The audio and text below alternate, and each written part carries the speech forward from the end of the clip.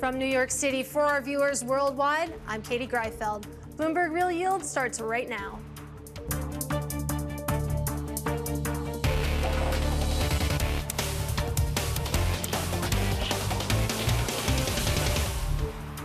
Coming up, a big sell-off in bonds takes the entire Treasury curve briefly above 4% as Fed officials stick to the script of higher rates on the way.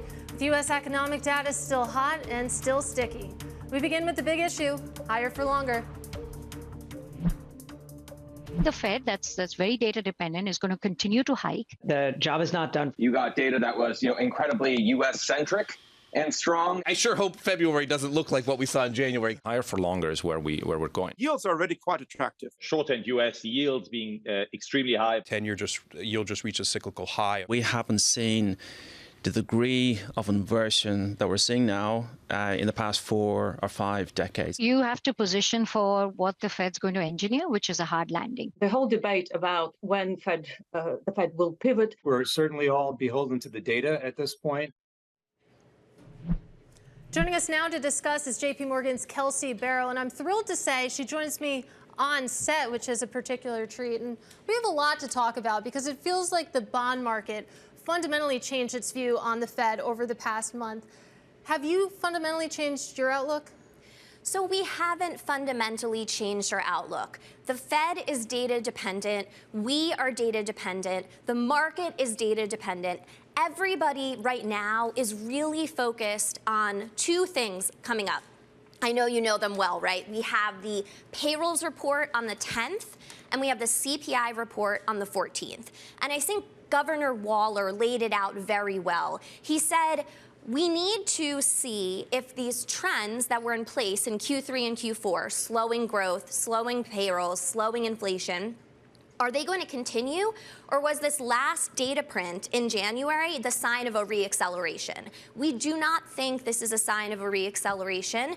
This was a strong data point. It means the Fed is going to hike more. But ultimately, the Fed is going to be able to pause as these rate hikes start to feed more into the consumer over the course of the year. I'm glad you brought up Chris Waller because I think those were really important comments. I know that they were overshadowed by some technical difficulties on Zoom. But in any case, you've seen some really biblical moves in the bond market. Let's just go through some of the numbers now. In February, on 2-year Treasury yields up 61 basis points last month, 41 basis points on the 10-year Treasury yield. Is that a buying opportunity? At what point do we see dip buyers actually come in and scoop up some of those yields? I think we already are seeing dip buyers. I mean, if you look at the 10-year Treasury yield, it's tested that 4% level, and people have seen interest at that level. I think we're seeing interest at that level. We continue to see people look at the bond market and say, this is a good opportunity to increase your allocation. So if you look across the curve, 2-year yields can continue to go higher. We've done some historical analysis. 2-year yields always trade at least to the terminal rate of the Fed funds at some point during the cycle, which means that 2s are absolutely going to continue to rise, may test 5%. 10s, on the other hand, I think are going to be a little bit more sticky here. So long-end yields are not going to rise to the same extent that they did last year. And what we're seeing is that correlation between the 2-year yield and the terminal rate and the 10-year yields and it's in the terminal rate. The 10-year yields and the terminal rate, that correlation is declining as the cycle is getting more mature. And so really what that means in a complicated or in a simple way is that the 2s, 10s curve is going to continue to invert here. We wouldn't be surprised to see minus 100 or even through minus 100 as the Fed continues with 25 basis point rate hikes, maybe 1, 2, 3 more. I keep hearing the word sticky in like all different contexts, both on inflation and now on duration. So to really tie a bow around the point that you're making, it sounds like it's not necessarily time to buy front-end yields, sort of stay near the front end of the yield curve, but duration here perhaps looks attractive. Yes.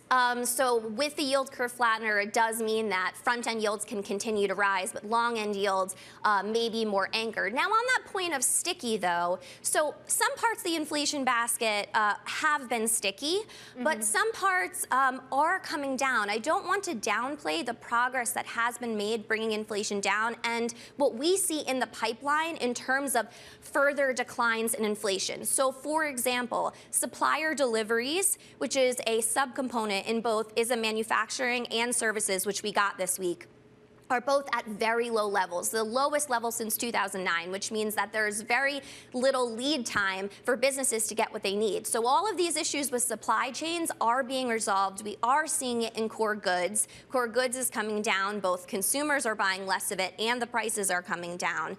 We're seeing it in shelter. It's just not yet flowing through into the CPI basket. And then the last piece that we're missing is the wage component. And we are seeing wages tentatively roll over across average hourly earnings, unit labor cost, and the employment cost index as well. Well, Kelsey, one of the big conversations that we've been having over the past month is whether the Fed was premature in its downshift and whether it might actually reaccelerate back from 25 basis points to 25 basis points. And we heard from former Treasury Secretary Larry Summers on that topic. He says that the Fed should leave the door open for a half-point hike. The Fed right now should have the door wide open to a 50 basis point move in March. No need to be committed to that till we see the next employment figures, till one sees what happens in markets. But if markets are now saying 22%, that means the door isn't open to that possibility. And there's a very significant chance that that's going to be the right thing to do. So, Kelsey, I feel like there's two things in there. There's should they and there's will they. Let's start with should they. Do you think that they should be considering 50 basis points? I think they should be considering all the options, but 25 to us seems the most likely. I think it's what they should do, and I think it's what they will do. I think reaccelerating to 50, just based on 1 month of data, is panicky. It is reactive, and I think the Fed has already predetermined that the best course of action when you've already raised rates 450 basis points is we can be a little bit more tactical in terms of our moves now. They can be smaller, they can be more incremental, because we know we've already done quite a lot. And it does feel like the conversation we probably should be having is around the terminal rate, what that actually is. I remember, 5%. We were doubting whether the Fed would actually get there. Now it seems really quaint. You have 6% in the conversation. Should we be talking about it? Yeah, so I think back just a few months in December, we published a piece called Realistic Surprises for the upcoming year. And one of our realistic surprises was that the Fed pauses, but then they ultimately have to hike rates to 6%. That is now becoming an outcome that is much more appreciated in the markets than it was when we wrote that piece back in November and December. So I think there's a few things that you need to look out for. One, the excess savings story is still propelling the consumer. It's propelling the consumer in the U.S. It's also propelling the consumer in China, where the economy is reopening.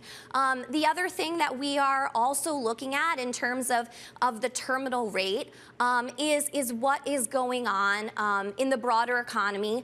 So, for example, I think people lose sight of the idea that this 450 basis points of rate hikes is already flowing through to the economy. We've seen 7 negative consecutive quarters of real residential investment. ISM manufacturing has been below 50 for 4 months. ISM manufacturing new orders has been below 50 for 6 months. So this is flowing through. It just takes time before it really impacts the consumer. And of course, as we're having these conversations, as we're asking these questions, people are just going all in on cash. I follow ETFs a lot. You look at the ETF flows, it seems like these cash-like products are just a magnet. And I've heard a lot of bullish calls for cash, that you can just hang out there and clip coupons and probably be a happy woman. But talk to me about the risk there. Talk to me about the opportunity cost of cash. Right. So the big risk is the reinvestment risk. You get that 5% yield for a year, but then if the economy changes and the Fed cuts rates, then those yields won't be available for anything other than that 1 year. So it's great, but there's an opportunity cost or there's a risk associated with that. So I think you need to structure a portfolio that does have some carry in it. So for instance, if you look at the 1 to 5 year corporate index, it's at a 5.5% yield. You can have some of your portfolio in that front-dated fixed income where you get that carry and the duration is still short, so you're protected against higher yields.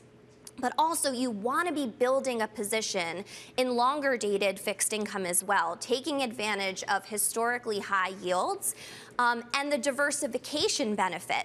Last year, bonds did not work as a hedge. This year, yields are a lot higher. And when the ultimate slowdown does occur, 10-year bonds are going to be that hedge in your portfolio again. And that's what we believe. Kelsey, this was sublime. Thank you so much for stopping by on set. It's great to talk with you, of course. That is JPMorgan's Kelsey Berro. Up next, it's the auction block, the U.S. high-grade primary market recording its busiest week of the year. That conversation up next. This is Real Yield on Bloomberg.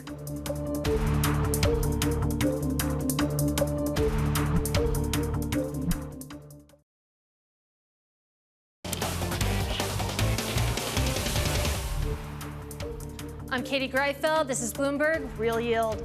Time now for the auction block, where we kick things off in Europe. Issuance slowing to well below this year's average of 54 billion euros. Weekly sales marking the second lowest week of the year. In the U.S., though, it was the busiest week of high-grade debt sales this year. More than 16 issuers coming to market in a single day, boosting weekly sales above $46 billion. And in high yield, borrowers rushing to get ahead of the Fed's next rate decision. 7 issuers coming to market and pricing roughly $6 billion this week. Meanwhile, Nomura's Charlie McElligott says IG credit is incredibly attractive right now. Take a listen. I'm talking to equities folks that are, 25, 50% of their portfolios in investment grade credit right now, which just goes to show you're really being paid to be able to sleep at night, which is a pretty attractive proposition when the narrative is changing on a weekly basis. Joining us now to discuss, I'm pleased to say, Goldman's Lotfi Karoui and Allspring's George Bory. And Lotfi, let's start with you and go back to that McElligott quote. Now we have tourists in the bond market, the equity folks coming over and trying to scoop up some of those yields. Does that create any certain kind of risk? Not yet, in my opinion. I think that is largely a natural response to the much better level of yield support that we've had the last couple of quarters relative to that period after the global financial crisis. But credit has carry. Credit generates good income today, and I think some of the inflows that you're seeing from non-traditional or non-dedicated credit accounts largely reflect that. Now, can that create problems in the future where today's inflows become tomorrow's sort of outflows? We're not there yet, in my opinion, but I don't view that as a risk. I actually view it as a source of technical support on the demand side. Not a risk yet. We're going to continue to keep an eye on that. But George, perhaps some of the reason why you're seeing all this crossover demand for corporates is because if you look at credit spreads, both IG and junk, they're relatively contained. They really haven't budged much, even as you've seen such volatility in the treasury market, in the equity market. How long can this dynamic hold where you have this relative calm in credit spreads? Well, credit spreads are, a function of two things, as we know, government bond yields and corporate bond yields. And what investors are looking for today is income. And what we've learned certainly over the last 15 months or so, is that income in your portfolio becomes absolutely critical to your future performance. And so when we see sort of crossover buyers coming into the world of fixed income, they're really trying to maximize that amount of income in their portfolio. Now, credit spreads themselves are a function of a variety of factors. And the reality is in an inflationary environment, sort of true default risk within the corporate sector tends to be relatively low. Companies earn nominal dollars, and they need to they use that money to ultimately pay back the debts that they've incurred. That's a favorable environment for credit fundamentals. And so when you look at sort of the pressures that are within, say, the corporate bond market, they're relatively benign right now. So credit spreads are tight, but we think they're fair, and they're reflective of an economy that is slowing but not collapsing, inflation that is sort of coming down but still relatively high, and as we've talked about before, a Fed that's still very much in the tightening phase of the cycle, but much closer to the end than to the beginning, and sort of decelerating in terms of their pace. All of that makes for a relatively constructive environment for corporate credit. Well, specifically to high yield spreads, currently they're a touch above 400 basis points and moving lower. So Lotfi, let's talk about some of the fundamentals, because to Georgia's point that it seems like we aren't really on the wave of default risk necessarily, this story did catch my eye that you have U.S. junk firms right now are being downgraded at the fastest pace since 2020. That is based on Moody's data and S&P Global Ratings. At what point do these downgrades maybe feed into defaults? How are you feeling about the health of corporate America right now? In aggregate, we actually feel pretty good about it. At least if I look at the investment grade and the high yield bond market, irrespective of where the cycle is heading, I do think that we're going into it in a position of strength. That's visible when you look at leverage metrics, coverage ratios metrics that measure the debt servicing capacity, et cetera. Are there pockets of vulnerability in the corporate credit universe today? Yes, and I think that those pockets will be tested in a world where the marginal cost of funding stays higher for longer. To me, within the broader leverage finance universe, I would continue to draw a very clear distinction between the high yield bond market, where I think fundamentals are strong, at least relative to the standards of the last couple of decades, and then the leverage loan market, where the vast majority of the borrowing is done in floating rate form. And so for the average issuer in the loan market, this is basically a new reality. It's a new reality where interest expenses, have risen quite dramatically and haven't peaked yet, in my opinion, at a time when really the ability to offset that increase via stronger earnings growth is greatly limited, because we have to remember that the first order condition to bring inflation down is to keep growth below trend. And so if you take that to the micro level, that probably means some serious constraints on earnings growth at a time where you have to pay more to service your debt. Well, to your point that it sounds like you're pretty positive on high yield. I track ETFs day in and day out. And what's been interesting to me that if you look over the past month, a lot of the outflows are coming from high yield funds. They had been taking in a ton of cash to start the year. Now it's the opposite dynamic. Would you expect those outflows from some of these junk funds to continue? It's always hard to predict the direction of flows, but I will tell you what surprised me a little bit is the resilience of the secondary market in the face of those flows. And that resilience is visible whether you look at the performance of IG versus high yield or the cash market relative to synthetic indices. I do think that a lot of that speaks to the still benign picture on the supply side. You started with that, earlier. Yes, we've seen a bit of an increase in supply, but relative to last year, we're actually tracking at roughly similar levels.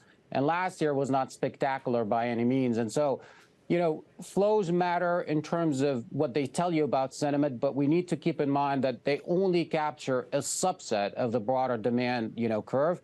And then more importantly, or equally important in my view, is the supply side. And at the moment, most issuers are still sort of waiting to see what happens and trying to buy as much time as they can. But the picture on the supply side has been pretty benign, and that's been providing a pretty decent offset. Well, some of those issuers may be waiting for a while. But, George, I want to broaden this conversation out a little bit and go a little bit cross-asset here, because Priya Misra of TD Securities was on TV earlier today saying that investors need to position for a hard landing, and part of that positioning could involve owning 10-year treasuries. You have to position for what the Fed's going to engineer, which is a hard landing. The inflation is sticky. The data is confirming that the consumer is not slowing down. So we think the Fed, that's very data dependent, is going to continue to hike and then stay restrictive until we see that slowdown in the economy. So I think owning 10s is a way to position for that hard landing. I think duration risk is more attractive than credit risk, equity risk. George, I want to focus on just that last bit. Duration risk is more attractive than credit risk, than equity risk. Is that your view as well? We like duration. We are taking more duration in our portfolios. As you've seen, sort of 10-year yields over the last sort of week or so moving back up to that 4% level, but sort of holding there. And sort of the inversion of the curve would suggest slower growth is coming. What we think is a little premature is the notion that a hard landing is a certainty. The Fed clearly wants growth to slow, but we have sort of two dynamics. There's real growth and there's nominal growth. Nominal growth in the country is still very high because of inflation. That will continue to come down. Real growth we think will trend down close to about zero and could stay there for a couple of quarters. We're not sure that that is actually a hard landing. We think that's really the outcome that the Fed is trying to engineer. And in that environment, owning some duration, call it around this 4% level, does make a lot of sense to us. But there is that sort of trade-off. As you mentioned, it's duration risk versus credit. Short duration, sort of high income, sort of credit risk to us still makes a lot of sense. It creates a lot of kind of coupon flow, a lot of income, a lot of reinvestment money in your portfolio, and then you sort of anchor that position with a little bit of duration to hedge yourself against the hard landing. The combination of those two factors really delivers a very robust fixed income portfolio that can weather a lot of volatility, whether it's credit or interest rate. But it's the balance between the two. Guys, great stuff so far. Lotfi and George are both sticking with us because still ahead, it's the final spread. The week ahead, featuring the U.S. payrolls report and Fed Chair Jay Powell on Capitol Hill. That's next. This is Real Yield on Bloomberg.